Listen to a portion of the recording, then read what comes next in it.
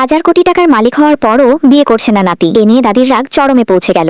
এক সকালে তিনি এতটাই ক্ষুব্ধ হলেন যে নাতিকে বিছানা সহ ঘর থেকে বের করে দিলেন। ছেলেটি ঠিকমতো ঘুম ভাঙার আগেই মুখে টুথব্রাশ গুজে দেওয়া হলো। এদিকে সহকারীও দাদির পাঠানো একটি ভিডিও দেখালো। ভিডিওতে দাদি কঠোর কণ্ঠে বললেন, বউ খুঁজে না আনলে এই বাড়িতে আর ফিরবে না। দাদি যে এবার সত্যি সিরিয়াস তা বুঝতে বাকি রইল না। অবশেষে তরুণ সিইও আপোষ করলেন। তিনি সহকারীকে বললেন 3 মিলিয়ন টাকা খরচ করে কাউকে খুঁজে আনতে যে তার সঙ্গে ভুয়া বিয়ে করবে। সেই উদ্দেশ্যে সহকারী তাকে হুইল চেয়ারে করে সম্ভাব্য কন্যের সঙ্গে দেখা করতে নিয়ে যাচ্ছিল, কিন্তু হঠাৎ ফোন ধরতে গিয়ে সহকারী হাত ছেড়ে দিতেই হুইল চেয়ার নিয়ন্ত্রণ হারিয়ে ঢাল বেয়ে নিচে গড়িয়ে যেতে লাগলো। আরে থামাও থামাও! ঠিক তখনই গ্রামের এক সরল মেয়ে হাতে দেশি ডিম আর ছোট্ট একটা ব্যাগ নিয়ে শহরের রাস্তায় হাঁটছিল। এটাই ছিল তার জীবনের প্রথম বড় শহর দেখা। চারপাশে সবকিছুই তার কাছে নতুন আর বিস্ময়কর লাগছিল। হঠাৎ সে গড়িয়ে আসা হুইল চেয়ারটি দেখতে পেয়ে দ্রুত ছুটে গেল এবং সেটি থামিয়ে দিল। সিইও যখন ভয় কাটিয়ে মাথা তুলে তাকালো, তখন সে দেখলো এক নিষ্পাপ সুন্দর মুখ। মেয়েটির চোখে ছিল সরলতা, মুখে ছিল মায়া। সেই মুহূর্তেই ছেলেটির হৃদয় কেঁপে উঠল। ঠিক তখনই দৌড়ে এসে পৌঁছালো সহকারী, কিন্তু তাড়াহুড়ো করতে গিয়ে সে হোঁচট খেয়ে দুজনকে ধাক্কা মেরে দিল। আর তাতেই ঘটে গেল অপ্রত্যাশিত ঘটনা। দুজনের ঠোঁট একে অপরের সঙ্গে লেগে গেল। মেয়েটি লজ্জায় লাল হয়ে দ্রুত উঠে দাঁড়ালো। জীবনের প্রথম চুমু, তাও এক অচেনা মানুষের সঙ্গে। রাগে সে ছেলেটির গালে একটা জোরালো চড় মেরে দিল।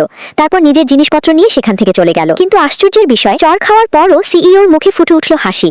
সে যেন এখনো সেই মুহূর্তের ঘোরে ডুবে আছে। কিছুক্ষণ পর সে দেখতে পেল মেয়েটির একজন প্রেমিক আছে। রাস্তার ওপারে দাঁড়িয়ে থাকা ছেলেটির দিকে তাকিয়ে তার মনটা হঠাৎ করেই খারাপ হয়ে গেল। মেয়েটির নাম ছিল জিয়াংদি। সে আর তার প্রেমিক লি হাই একই গ্রামের মানুষ। ছোটবেলা থেকে একসঙ্গে বড় হয়েছে তারা। জিয়াংদি মাঠে ঘাটে কঠোর পরিশ্রম করে টাকা উপার্জন করত, আর সেই টাকা দিয়েই লি হাইয়ের পড়াশোনার খরচ চালাতো। তাদের স্বপ্ন ছিল লি হাই পড়াশোনা শেষ করলেই তারা বিয়ে করবে। শহরে এসে জিয়াংদি হাসি মুখে বলল, লি হাই, তোমার জন্য গ্রামের দেশি ডিম এনেছি, আর এই টাকাগুলো অন্যের জমিতে কাজ করে উপার্জন করেছি। মা 9,000 টাকা নিয়েছে, বাকি 1,000 তোমার জন্য রেখেছি। কিন্তু লি হাই অস্বস্তিতে পড়ে গেল। তোমার টাকা আর লাগবে না। জিয়াংদি অবাক হয়ে জিজ্ঞেস করলো, কেন? এরই মধ্যে এক ফ্যাশনেবল ধনী মেয়ে এসে লি হাইয়ের হাত জড়িয়ে ধরলো। স্বামী, এটাই কি তোমার গ্রামের সেই বাগদাত্তা? মেয়েটি বিদ্রুপ ভরা চোখে জিয়াংদিকে দেখলো। জিয়াংদি হতবাক। তুমি বিয়ে করে ফেলেছো? ধনী মেয়েটি তার আনা ডিমের ঝুড়ি দেখে হেসে উঠল।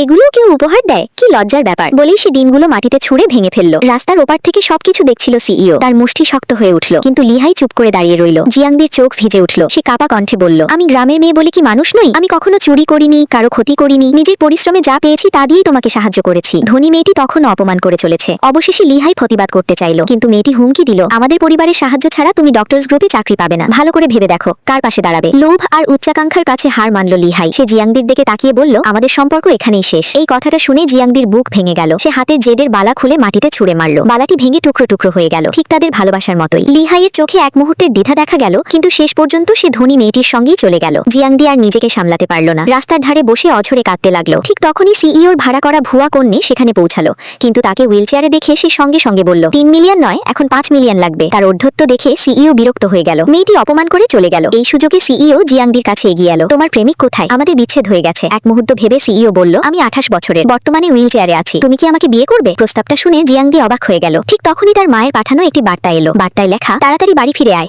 গ্রামের প্রধানের মানসিক প্রতিবন্ধী ছেলের সঙ্গে তোর বিয়ে ঠিক করেছি। বার্তাটি পড়ে জিয়াংদি চোখ বন্ধ করলো। তারপর দৃঢ় কণ্ঠে বলল, আমি রাজি। যাই হোক, গ্রামের প্রধানের ছেলেকে বিয়ে করার চেয়ে এটা অনেক ভালো। সেদিনই তারা বিয়ের নিবন্ধন সম্পন্ন করলো। বেরিয়ে এসে সিইও দাদিকে ফোন করে জানালো, দাদি, আমি বিয়ে করেছি। খবর শুনে দাদি আনন্দে আত্মহারা হয়ে গেলেন। তাড়াতাড়ি আমার নাতবুকে বাড়িতে নিয়ে আয়। জিয়াংদি বুঝতে পারলো যে এই বিয়েটা সম্ভবত পরিবারের চাপ সামলানোর জন্য হয়েছে। সে হাসি মুখে বলল, চিন্তা করবেন না, বয়স্ক মানুষদের খুশি করতে আমি খুব বাড়ি। কিন্তু যখন সে বিশাল বিলাসবহুল ভিলার সামনে পৌঁছালো, তখন তার চোখ বিস্ময়ে বড় হয়ে গেল। সে বুঝতে পারলো যার সঙ্গে সে বিয়ে করেছে সে সাধারণ কেউ নয়। ঠিক সেই মুহূর্তেই সিইও নিজের আসল পরিচয় দেওয়ার জন্য মুখ খুলতে যাচ্ছিল, কিন্তু একটি জরুরি ফোন কল এসে সবকিছু থামিয়ে দিল। আর সেই সুযোগেই জিয়াংদির সামনে আবার হাজির হলো তার প্রাক্তন প্রেমিক লি হাই আর সেই ধনী মেয়েটি। চলবে।